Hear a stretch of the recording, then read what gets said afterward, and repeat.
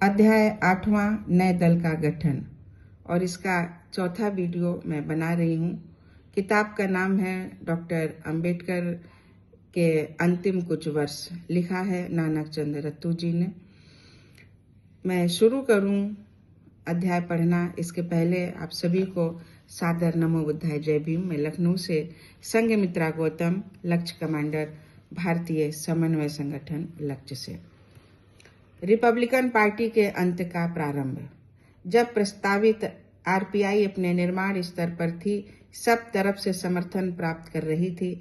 दलित वर्ग के अनेक संगठनों और कई प्रगतिशील दलों के नेताओं का सक्रिय सहयोग उसे प्राप्त हो रहा था। सबकी दृष्टि हर पल पार्टी के उत्थान पर टिकी थी। उसी समय उन पर गहरा आघात व हताशा आन पड़ी। डॉक्टर अंबेडकर ने 6 दिसंबर 1956 को अंतिम सांस ली। डॉक्टर राम मनोहर लोहिया ने डॉक्टर अंबेडकर के अचानक असामयिक निधन पर गहरा दुख व अफसोस जाहिर करते हुए अपने और डॉक्टर अंबेडकर के मध्य हुए पत्र व्यवहार का हवाला देते हुए 1 जुलाई 1957 को मधु लिमये को लिखा, मेरे लिए डॉक्टर अंबेडकर भारतीय राजनीति के महान व्यक्ति थे और गांधी के अलावा हिंदू जाति के किसी महान हिंदू से भी बड़े हिंदू थे। ये मुझे हमेशा सांत्वना और आत्मविश्वास देता रहा कि हिंदुत्व की जाति प्रथा एक दिन समाप्त हो सकेगी। मुझे आशा थी कि डॉक्टर अंबेडकर की तरह महान व्यक्ति एक दिन परिस्थितियों से ऊपर उठ सकेगा, पर मृत्यु समय से पहले आ गई। अफसोस, डॉक्टर अंबेडकर के असामयिक निधन के कारण आरपीआई जन्म ही ना ले सकी जैसा कि उन्होंने सोचा था। यह क्षति ऐसे मुकाम पर हुई जबकि दलित वर्ग को और काफी कुछ देश को उनकी सेवाओं की अत्यधिक आवश्यकता थी और देश के इतिहास का पुनर्लेखन होना था। उनके अंदर ऐसी सक्रियता थी कि वे इसे कर डालते और अपने निजी दृष्टिकोण से इसे एक स्वरूप दे देते। डॉक्टर अंबेडकर करोड़ों उपेक्षित भारतीयों, अछूतों, उत्पीड़ितों, दबे कुचलों और वंचितों के निर्विवाद नेता थे। उनका असामयिक व अचानक निधन देश के लिए भीषण आघात था। उनकी मृत्यु से मुंबई में शोक की लहर दौड़ गई, जो अखिल भारतीय अनुसूचित जाति संघ का मजबूत गढ़ था। एक विशिष्ट श्रेणी के विद्वान, भारतीय संविधान के मुख्य शिल्पी, अत्यंत विपरीत परिस्थितियों में भी उच्च राजनीतिक पद पर आसीन हो सकने वाले व्यक्ति इतिहास के अंग बन गए। डॉक्टर अंबेडकर के सेनापति, निकट के लोग और पार्टी के कार्यकर्ता बुरी तरह से दुखी व अंदर से हिल गए थे। वे दुख को बिल्कुल अनाथ व हतप्रभ दशा में पा रहे थे। उनकी समझ में नहीं आ रहा था कि आरपीआई का गठन उनके नेता के दृष्टिकोण के अनुसार कैसे किया जाए। कोई दिशा निर्देश, पत्रावली, अन्य कई प्रमुख नेताओं से उनकी बातचीत का परिणाम, प्रस्तावित पार्टी के उद्देश्य व लक्ष्य उन्हें कुछ भी ज्ञात न था। वे कौन सा सिरा पकड़े और आगे बढ़ें, वे हल निकालने के लिए समय समय पर बैठकें करते, पर कोई हल न निकल पाता। 1957 के आम चुनाव का समय जैसे जैसे निकट आ रहा था, वे प्रतिदिन दादा साहेब B.K. गायकवाड़ के नई दिल्ली आवास 14 जनपद पर मिलते, मसलों पर किसी परिपक्व निर्णय पर पहुंचने के लिए व्यापक चर्चा करते। भ्रम और अनिश्चितता की दशा में दादा साहेब गायकवाड़ ने संभावित सहयोग व दिग्दर्शन के लिए नानक चंद्र रत्तू से संपर्क किया। नानक चंद्र रत्तू ने डॉक्टर अंबेडकर व अन्य दलों के नेताओं के मध्य आरपीआई के गठन के संबंध में हुए पत्र व्यवहार का सरसरी तौर पर कुछ ब्यौरा पूर्व में उनको दिया था। दादा साहेब गायकवाड़ ने राहत की सांस ली जब नानक चंद्र रत्तू ने न केवल विषय पर ढेर सारी सूचनाएं बल्कि डॉक्टर अंबेडकर द्वारा तैयार किए गए आरपीआई को समर्थन देने के लिए भारतीय जनता को खुला पत्र, एक विचारार्थ प्रस्ताव की प्रति भी उपलब्ध कराई। पूर्व पृष्ठों में इसका उल्लेख किया जा चुका है। सूचनाओं और योजनाओं के मसौदे से लैस अखिल भारतीय अनुसूचित जाति संघ के प्रमुख नेताओं ने एक के बाद कई मीटिंगें की और नई पार्टी के गठन की औपचारिक घोषणा के लिए मेरठ में एक विशाल सभा का आयोजन किया। नेताओं के जन समुदाय के समक्ष इस आवश्यकता पर बल दिया कि वे नई पार्टी के झंडे तले संगठित हों, क्योंकि यही एक पार्टी है जो दलित वर्ग के राजनीतिक व सामाजिक उत्थान के लिए खड़ी रही है।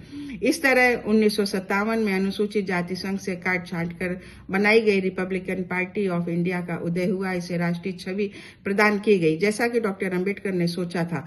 उत्साह से भरे दृश्य और बाबा साहेब डॉक्टर अंबेडकर अमर रहे के गगनभेदी नारों के मध्य पार्टी के गठन की विधिवत घोषणा हुई। दादा साहब गायकवाड़ के आह्वान पर आरपीआई व उसके नेताओं ने प्रारंभिक स्तर पर अपना प्रभाव दिखाया और पार्टी को अपना एकमात्र प्रतिनिधि मानने और उसके इर्द गिर्द एकत्र होने वाले जन समुदाय से उन्हें अधिकाधिक सम्मान व समर्थन मिला। प्रतिक्रिया तीव्र और तात्कालिक थी और आशा से कहीं अधिक थी। इतने कम समय में पार्टी का इतना तेज विकास एक आश्चर्यजनक घटना थी। मार्ग में आने वाली तमाम कठिन समस्याओं के बावजूद बिना डिगे हुए पार्टी उठ खड़ी हुई और इसका कारण इसके समर्पित व निष्ठावान कार्यकर्ता थे, जिन्होंने पार्टी को ऊंचाई पर ले जाने के लिए अनवरत और निस्वार्थ भाव से श्रम किया और खुद को संगठन के निर्माण व उत्थान के लिए समर्पित कर दिया। इसका परिणाम यह हुआ कि पार्टी के 8 सदस्य 1957 की लोकसभा के लिए चुने गए। ये थे दादा साहेब बीके गायकवाड़, एन शिवराज, बाला साहेब सोलंकी, बीसी कामले, एसके धिगे, जीके माने, एमडी परमार और डीए कट्टी। प्रारंभिक स्तर पर आरपीआई ने अपना अधिकांश समय और शक्ति भूमिहीन मजदूरों की समस्याओं के खात्मे के लिए लगाई, जिसमें अधिकांश दलित वर्ग के लोग ही थे। दादा साहेब गायकवाड़ के नेतृत्व में पहले धुलिया, जलगांव, नासिक जिले व नागपुर क्षेत्र के कुछ हिस्सों में सत्याग्रह शुरू किया, जिसमें 1959 में 50,000 कार्यकर्ताओं ने गिरफ्तारी दी। इसके बाद 1964 के अंत में एक अन्य बड़ा सत्याग्रह हुआ, जिसमें सरकार ने जोरदार मांग की कि रेलवे लाइनों और नहरों के पास खाली और बेकार पड़ी जमीन को भूमिहीन किसानों में बांट दिया जाए। दलित जनता व बौद्धों पर आरपीआई की बढ़ती हुई शक्ति, प्रभाव और पकड़ को देखकर कांग्रेस ने 1967 के आम चुनाव में आरपीआई के साथ गठबंधन करने की योजना का कुचक्र रचा। कांग्रेस पार्टी ने बड़े यत्न पूर्वक धीरे धीरे आरपीआई पर कब्जा कर लिया और विपक्षी दल के ताने बाने में ताकत के साथ उभरती हुई अनुसूचित जाति, अनुसूचित जनजाति, पिछड़े वर्ग और मुसलमानों के दल को बढ़ने से रोक दिया, जो कि नवजात लोकतंत्र को बनाने और शासक दल पर नियंत्रण रखने के लिए जरूरी था। वह स्वप्न इनके नेताओं ने देखा था। वास्तव में कांग्रेस सबसे पुरानी पार्टी होने के कारण सुसंगठित थी और इसकी पूरी योजना आरपीआई के आधार को अस्थिर कर देने की थी। इसमें वह पूरी तरह सफल रही।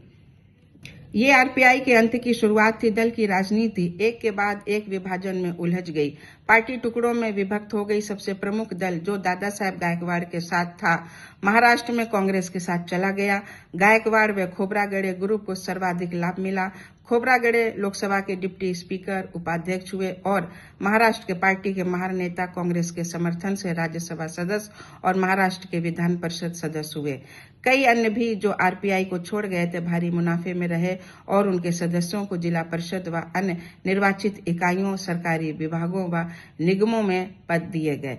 यह आश्चर्य की बात थी कि आरपीआई के नेतृत्व ने, जिसमें प्रमुखता से महार ही थे, अन्य अनुसूचित जातियों जैसे चमार, भंगी आदि को संगठित कर अपना आधार बढ़ाने का कोई प्रयास नहीं किया। इन अनुसूचित जाति के लोगों के प्रति वे घृणा का भाव रखते थे और अपनी निष्ठा केवल अपने ही जाति भाइयों यानी केवल महानों तक ही सीमित रखते थे। दूसरे विपक्षी दलों ने भी इस दिशा में कोई प्रयास नहीं किया। इसका परिणाम ये रहा कि इन अन्य जातियों के सामने कांग्रेस को समर्थन देने का अतिरिक्त कोई दूसरा विकल्प ही नहीं था।